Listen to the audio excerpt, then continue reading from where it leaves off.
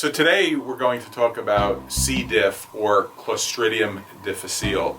Clostridium is a bacteria that lives without oxygen. It's an anaerobic bacteria, and Clostridium difficile has become a very common bacteria that causes infections, historically mainly in the hospital, but now we're seeing it in the community as well. What is C. diff? How does it cause an infection? So I like to think of our intestines as a neighborhood. We have different bacteria, just like in a neighborhood we have different ethnicities in parts of the neighborhood. It's the same thing in the colon. So in our colon, of course, we have billions and billions of bacteria in the colon. They all live normally in a symbiotic relationship.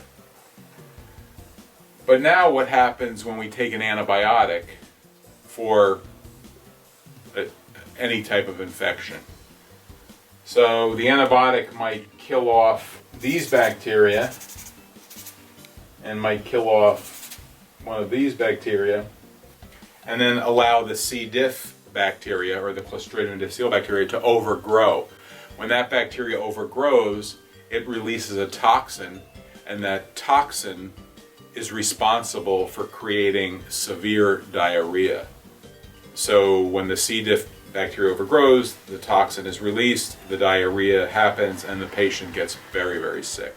How do we treat C. diff? It might sound counterintuitive, but we treat C. diff with antibiotics.